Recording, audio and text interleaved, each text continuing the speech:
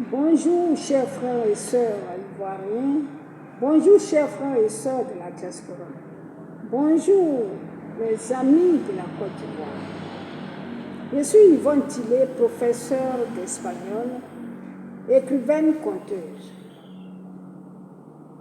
Oui, je participe à la vie de ma cité par mes contes. Les contes, c'est pour donner les conseils aux gens. Les contes, c'est la sagesse. Les contes, c'est la sagesse. C'est par les contes que nos parents nous éduquaient. Vous comprenez?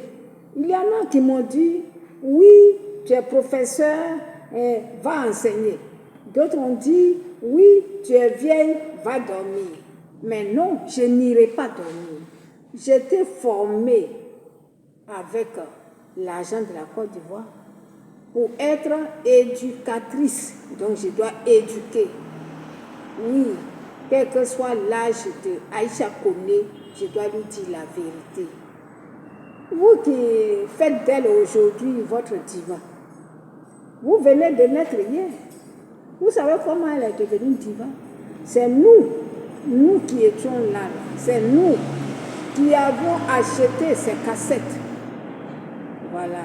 C'est nous qui avons combattu pour elle. Elle était là. Et les Tchalamouana venaient chanter ici en Côte d'Ivoire. Et qui la voyait? Elle était là avec Reine Pélagie à côté. Et qui la voyait? Il a fallu que Reine Pélagie quitte là maintenant pour que tout le monde dise oui, Aïcha est diva. Mais Aïcha Koné n'est pas plus diva que la petite lycéenne, oui, celle qui a commencé à chanter, qui était donc considérée comme la lycéenne de la chanson ivoirienne, Chantal Taïfa. Chantal a le mérite. Chantal, là, elle a chanté Ayo, ayo, ayo pour les éléphants. Et dans ses chansons encore, Chantal a dit, au lieu que toujours on dise les femmes, derrière un grand homme, il y a une grande dame, il faut aussi qu'un jour on dise, à côté d'un homme, il y a une grande dame. À côté d'un grand homme, il y a une grande dame. Et c'est ce qui se fait aujourd'hui. Avec le président Alassane Ouattara, maintenant nous ne disons plus derrière un grand homme, il y a une grande dame. Nous disons à côté d'un grand homme, il y a une grande dame. Donc celle-là, moi je préfère qu'elle soit ma diva, au lieu que ça soit quelqu'un d'inconsistant.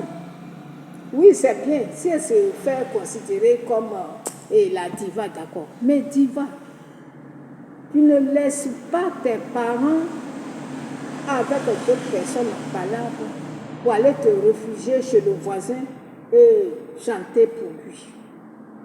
Non.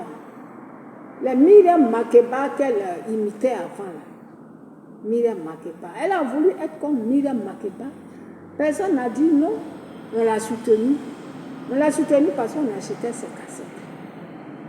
Oui, mais est-ce que les Myriam Makeba, là, dans le pays de l'apartheid, là, elle se levait pour aller se ranger du côté des Blancs?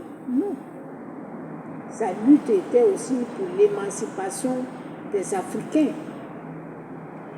pour l'émancipation de son peuple qui était vraiment dominé par les Blancs, qui était maîtrisé. Donc tu vois, si elle veut être la diva, elle n'a qu'à bien se comporter. Mais se mettre là à dire pourquoi les Ivoiriens, les blogueurs ivoiriens, les chanteurs ivoiriens se sont pris à son fils chéri. Oui, son fils, comment il s'appelle là? Sidiki Diabaté, voilà. C'est ce qui ne me plaît pas. Et il y en a qui m'ont dit, va régler tes comptes avec Sidiki. Non, moi je n'ai rien à voir avec Sidiki. Si elle n'avait pas parlé parce que les autres ont attaqué Sidiki, moi je n'allais rien dire. Sidiki là, même en rêve là, je n'ai même pas affaire à lui, même en rêve. Je n'ai pas envie de passer même sur sa route pour dire que je n'ai qu'à aller me plaindre à Sidiki. Non. Il n'y a pas besoin de me plaindre à celui qui... C'est ma soeur qui a déraillé là, c'est à ma soeur que je parle. C'est parce que vous êtes inconscient que vous suivez aussi des inconscients. Les gens viennent, ils vous disent, oui, les Ivoiriens, vous suivez Alassane, il est mauvais, il est comme ça, il est insulte, et vous êtes comme ça. Vous êtes content, vous mettez, vous mettez les likes, vous mettez les vues pour eux, parce qu'ils insultent votre président. Vous voyez, vous voulez rester éternellement des opposants. Mais quel bon opposant! Est-ce que vous êtes une fois parti dans une maison, dans un siège de parti pour prendre une carte? Est-ce que vous militez? Ou bien vous asseyez dans votre salon, vous restez derrière case, comme on dit au village, vous restez derrière case pour supporter quelqu'un. Ça, ce n'est pas la vie. Si vous voulez militer, vous militez directement, vous partez prendre vos cartes et vous allez militer pour celui que vous voulez qui commande la Côte d'Ivoire. Mais ce n'est pas ça. Quand on est content pendant la CAN, vous déjà vous êtes fâché parce que vous voulez toujours qu'il y ait des problèmes en Côte d'Ivoire. Est-ce que vous savez ce que nous on a souffert pendant la guerre? Vous n'êtes pas ici en Côte d'Ivoire. Vous êtes ailleurs, à l'étranger. Il y en a qui sont partis se réfugier au Mali, en Guinée, tout ça. Nous on était ici sur place.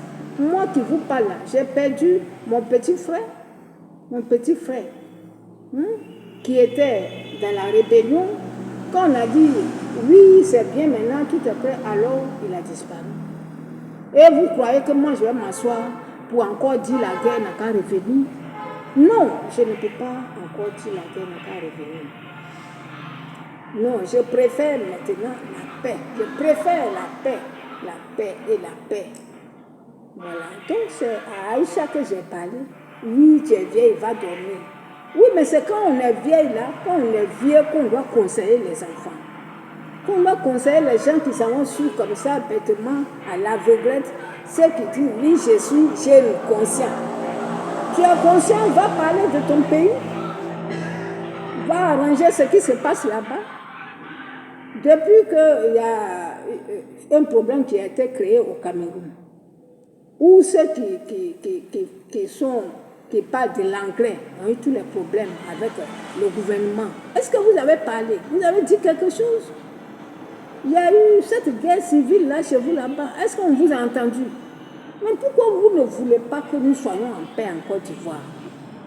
Et il y a des inconscients aussi qui suivent des gens comme jeunes et inconscients. Oui, jeune conscient, mais tu es inconscient, tu n'es pas conscient. Quelqu'un qui cherche à soulever les jeunes, quelqu'un qui cherche à pousser les jeunes à la rue, comme son grand frère, le Niamsi, Niamsi qui est professeur quand même chez les Français, mais non, c'est lui qui se fait l'ennemi des Blancs numéro 1. Va dans ton village, tu vas faire ça. Toi, tu es en Europe, mais c'est